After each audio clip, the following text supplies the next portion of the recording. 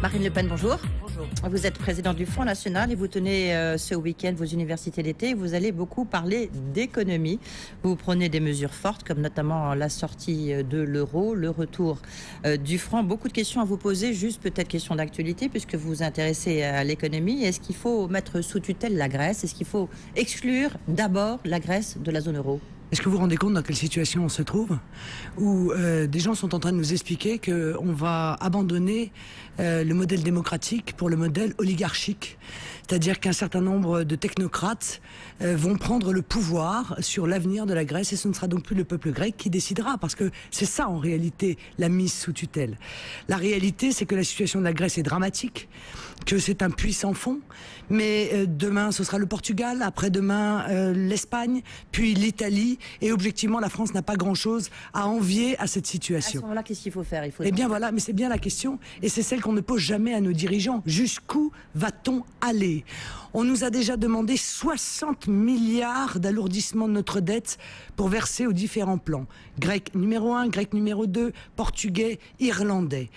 Ils viennent de voter 15 milliards supplémentaires, auprès desquels, permettez-moi de vous dire, les 10 milliards d'économies que veut faire M. Fillon semblent être une paille en l'occurrence. Souvenez-vous, il y a quelques années, il y a quelques mois, on nous parlait du grand emprunt de 35 milliards qui devait relancer l'économie. Et là, c'est 60 milliards qu'on jette à la Seine, comme je l'ai montré, avec les jeunes qui symboliquement ont jeté des faux billets de 500 € pour ouvrir les yeux des Français sur ce qui est en train de se passer. En l'occurrence, pour nous, le coût, c'est 15 milliards. Alors, j'ai regardé un petit peu parce que si vous prenez toujours donc la sortie de la France de la zone euro. Ce que je dis, moi je suis exactement comme un grand nombre d'économistes d'ailleurs, dont on entend très peu parler. Bon, alors lesquels?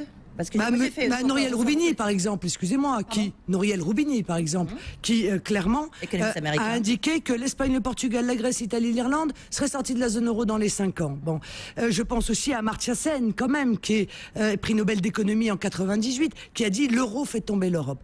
Je pense que l'euro n'est plus viable et qu'on essaye de se cacher les yeux, qu'on ment aux Français sur cette situation et qu'on achète du temps et que ce coût devient absolument exorbitant. Est-ce que c'est pas paradoxal ce que vous dites, hein, Marine Le Pen? Je vous entends, c'est en tant que président du Front National, à la limite, ce sont plutôt des Américains, des Anglo-Saxons, et du reste, certains, comme Laurence Parisot, disent qu'il y a un peu une tentative de déstabilisation des Anglo-Saxons par rapport aux Européens. Oui, le complot, c'est ça, le complot. Moi, je ne crois pas. Oui, je crois que c'est absurde. Je pense que les échecs de l'euro étaient d'ailleurs prévisibles. Le fait que la zone monétaire n'était pas une zone monétaire optimale était une analyse qui avait été faite dès le départ de l'euro. On aurait dû relire Maurice Allais, quand même, qui était notre seul prix Nobel d'économie français. Bon, il n'y a pas que, il y a Cotta, il y a Gréau, il y a Rosa, il y a Sapir, il y a beaucoup de gens qui ont cette analyse-là. Alors, moi, ce que je dis, c'est qu'il faut anticiper la sortie de l'euro de manière concertée, de manière planifiée, de manière organisée. Concertée avec qui? Avec des partenaires européens qui, croyez-moi, vont eux aussi être obligés d'admettre d'ici quelques semaines ou quelques mois que cette situation n'est plus tenable. Parce que si on agit comme on agit aujourd'hui, dans la précipitation, dans la catastrophe, on prend des décisions, on revient sur les décisions, on refuse le débat, on ne demande pas leur avis aux Français, eh bien, ça va être un véritable cataclysme financier.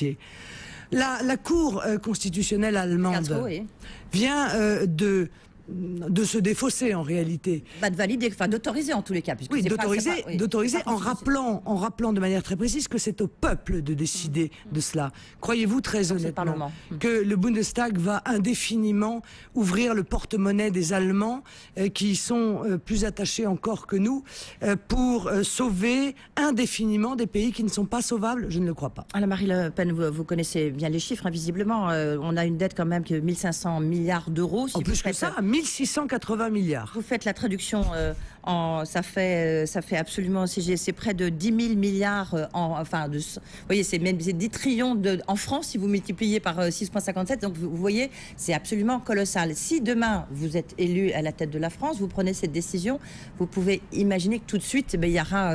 Comment faites-vous pour financer, si vous êtes élu un jeudi, pour financer le lundi les dettes de la France, le refinancement de la France? Non mais madame, d'abord, quand on décide décide de la parité. Quand on change de monnaie, qu'on décide de revenir à une monnaie nationale, on a décidé de la parité pour l'euro. Bon, eh bien, on décide de la parité. Nous avons dit... Mais les marchés, ils décident pas. Attendez, madame, ce que je veux dire, c'est que le nouveau franc serait un franc, 1 euro. C'est-à-dire que ça ne changerait rien dans la vie quotidienne des Français. Moi, je ne veux pas revoir la valse des étiquettes qu'on a vécue au passage à l'euro. J'ai fait faire un petit calcul. Ça coûte cher. Ne serait-ce que ça coûte cher. Oui, enfin, c'est nous qui imprimons les billets quand même. Il suffit de changer les planches. Oui, mais pour l'État, justement, j'ai interrogé la monnaie de Paris tout à l'heure. D'accord, très bien. Ça fait entre 500 millions et 1 milliard d'euros quand même. C'est vrai, on vient d'en dépenser 15 là. Vous voyez, des milliards d'euros pour la Grèce. Donc c'est ça la vraie question. Et évidemment, qu'est-ce qu'on attend de la récupération de cette monnaie nationale? C'est de pouvoir agir sur notre monnaie, de ne pas être accroché comme nous le sommes, bloqués dans un euro dont on voit très bien que... Mais ça marche à condition qu'il n'y ait pas ces marchés, il n'y ait pas cette spéculation. Non, madame. À la limite. Non. Là, c'est le retour des spéculateurs, des Georges Soros, des hedge funds, etc. Il faut arrêter. Ils vont spéculer contre le franc. Madame, ça, vous pourriez... Non, mais madame, d'abord, je pense que le jour où nous revenons à une monnaie nationale, et particulièrement la France, qui est quand même un des pays qui a participé à cette construction, il n'y aura plus d'euros. Voilà. Que l'euro aura disparu de fait. Mais il y aura peut-être le retour à ce moment-là du marque, à ce moment-là il y a une spéculation au détriment de la France. Mais je ne crois pas, parce que moi je crois que le retour à une monnaie nationale serait susceptible de rassurer d'ailleurs un certain nombre de marchés, parce qu'ils voient bien que notre économie va continuer à s'enfoncer comme s'enfonce celle de la Grèce. Et le seul moyen de relancer l'économie et de retrouver la croissance, c'est de réoxygéner cette économie par une dévaluation compétitive, évidemment, absolument maîtrisée. Oui, mais si on rentre dans votre raisonnement, ok, c'est vrai qu'en plus, vous avez raison, il y a des économistes qui rentrent là-dedans. C'est pas tout noir, tout blanc. Tous les scénarios sont sur la table. En tous les cas, vous êtes là pour en discuter. Mais on voit bien que la difficulté, c'est d'évaluation compétitive. Ça fait que, vu le poids de nos dettes, vu le poids de nos déficits, immédiatement, à ce moment-là, vous vous retrouvez avec des dettes encore plus colossales, parce qu'il faut rajouter, vous avez une dévaluation compétitive de 20%, les taux d'intérêt, ils vont exploser. Alors voilà, parlons des taux d'intérêt. Ils sont à 3% un peu plus. La France, elle empruntera à 5% et plus. Non, madame, parce que il y a un élément essentiel de mon programme dont vous avez omis de parler, qui est... Mais que j'ai là. Voilà, qui est le rétablissement de la Banque de France dans sa prérogative principale, qui est de prêter au Trésor sans intérêt ou avec très peu d'intérêt. Moi, je conteste le monopole des marchés qui est issu de la loi de 73 et qui aujourd'hui, effectivement, nous met pieds et poings liés entre les mains de nos créanciers. La libéralisation des marchés financiers, c'est 1984, c'est Pierre Bérégovoy. Non mais d'accord, mais vous voyez bien qu'il y a une cohérence dans le discours que je porte. Ce ne sont pas des mesures comme ça qui vont intervenir de manière unique. Retour sur la loi de 73, rétablissement de la Banque de France dans sa prérogative essentielle, protection intelligente aux frontières, c'est-à-dire mise au pas de la concurrence internationale déloyale qui a coûté, je crois que ça c'est pas contestable, 500 000 emplois industriels dans notre pays. État stratège qui met en place, avec évidemment les entrepreneurs, un plan de réindustrialisation de la France. Alors Marine Le Pen, on va revenir sur ces questions. Ça a une logique. Encore 2-3 petites questions sur le plan financier, après on verra sur le plan plus économique. On marque une pause, on se retrouve juste après. 12-15 avec mon invitée Marine Le Pen, la présidente du Front National. Marine Le Pen, tiens, tout d'abord, une question. On est riche à partir de combien en France? Enfin, d'une manière, oui, en France. Je crois que c'est une question qui n'a pas de sens, parce que ça dépend du patrimoine qu'on possède. François Hollande avait dit 4 000 euros, oui. Nicolas Sarkozy dirait 10 000 euros. Pour le coup, 4 000 euros par mois. Je suis pas sûr qu'on puisse dire qu'on est riche, ça dépend combien on a d'enfants. Vous voyez, moi j'en ai 3 et on sait bien que ce sont les classes moyennes aujourd'hui qui ont un mal fou à boucler les fins de mois, que ce sont sur elles que pèse évidemment l'ensemble de l'effort qui est demandé, et on pourrait parler d'ailleurs de fait de ce plan d'austérité. Oui, c'est pour ça ça fait le par exemple, en tant qu'avocate, vous gagnez combien avant d'être président du Front National? Écoutez, en euros, je devais gagner à peu près 4 000 euros par mois. Et donc à ce moment-là, vous considérez que vous... Mais il y avait des charges qui sont... Vous savez, bon, c'est les professions libérales. Il n'y a pas de sécurité, de sécurité sociale. Il y a des charges qui sont très importantes. Bon, mais ce que je voudrais vous dire, si vous voulez, c'est que la politique, ce sont des priorités, ce sont des choix. Le gouvernement a fait le choix de faire payer tout le monde, et tout le monde, c'est en règle générale, il faut bien dire, les classes moyennes. On arrive dans une situation où elle voit peser sur elle une augmentation faramineuse du prix des loyers. On a vu plus 24% en 10 ans, une augmentation, une multiplication des taxes. Ça doit être la 27e qui a été votée par Nicolas Sarkozy pour quelqu'un qui ne devait pas augmenter les impôts. J'avoue qu'il a fait très fort. L'imagination fiscale est au pouvoir. On arrive même à essayer de créer des taxes sur le soda qu'on retire, etc. C'est vrai que tout ça donne quand même un grand sentiment d'amateurisme.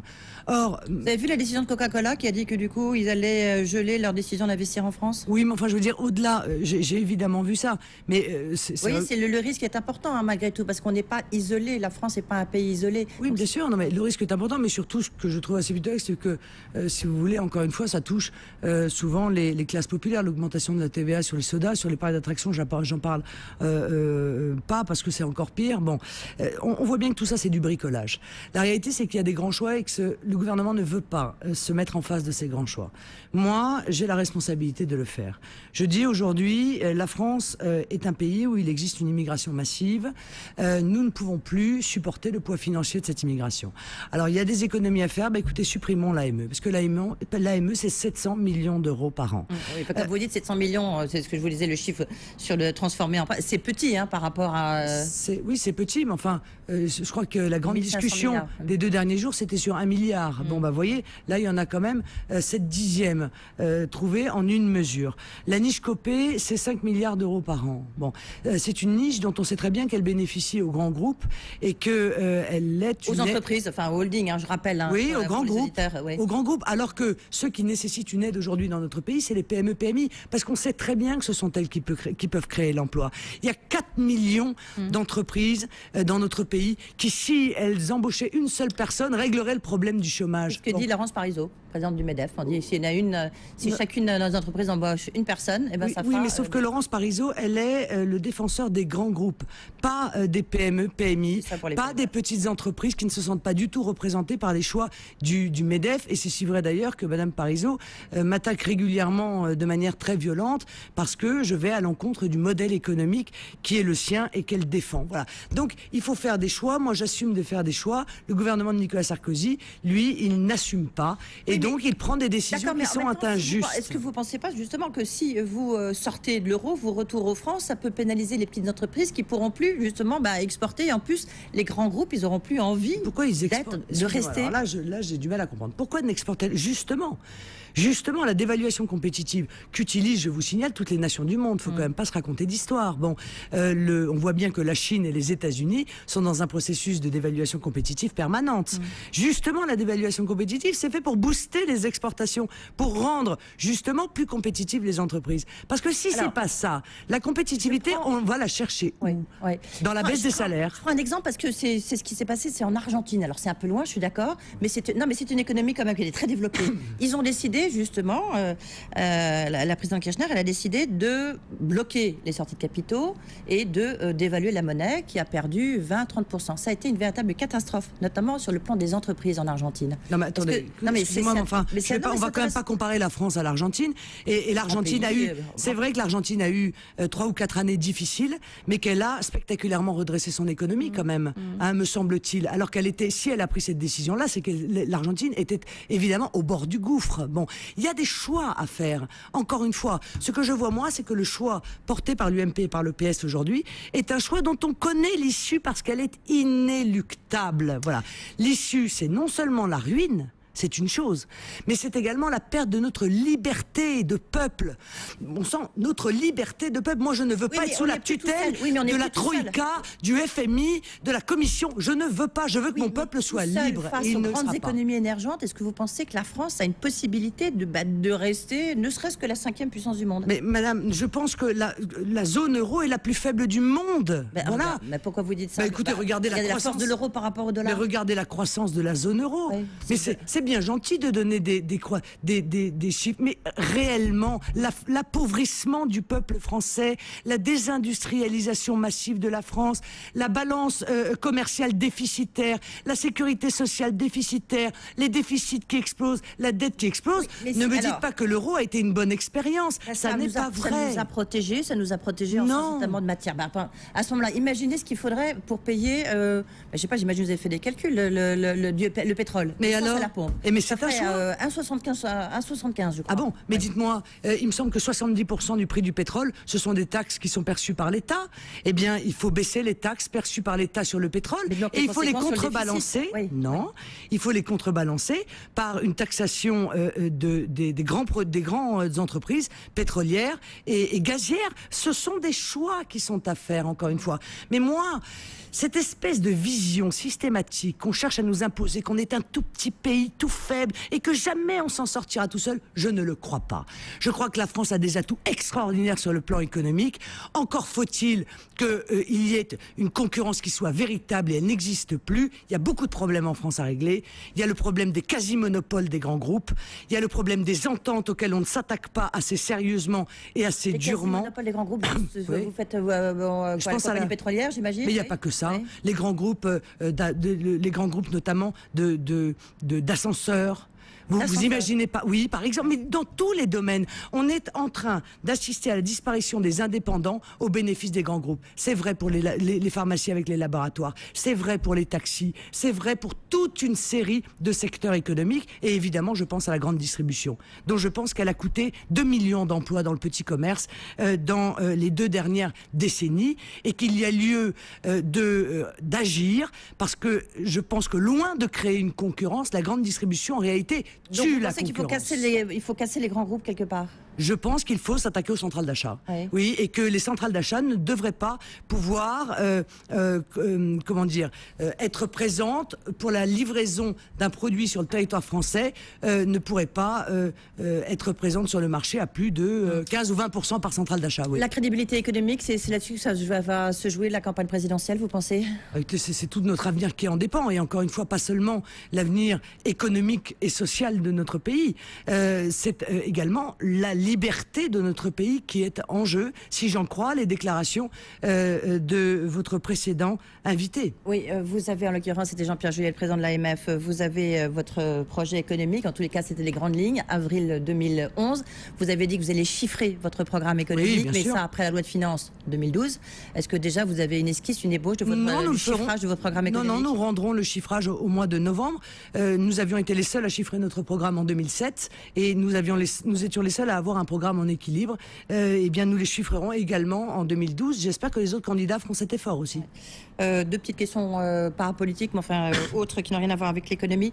Jean-Noël Guérini, s'il est mis en examen, il faut qu'il démissionne. Et est-ce que pour vous, ça peut favoriser la poussée du Front National? Il aurait dû déjà, faire l'objet de sanctions de la part du Parti Socialiste. Ils sont très prompts à donner des leçons sur les gens qui doivent être exclus dans les autres mouvements. Il ferait mieux, effectivement, de balayer devant leur porte. Oui, est-ce que ça va faciliter le poids du Front National en région PACA? Ça démontrera en tout cas qu'il y a un vrai laxisme en la matière, et que la corruption en matière politique est loin d'avoir disparu avec les grandes affaires de l'ère Mitterrand, bien au contraire.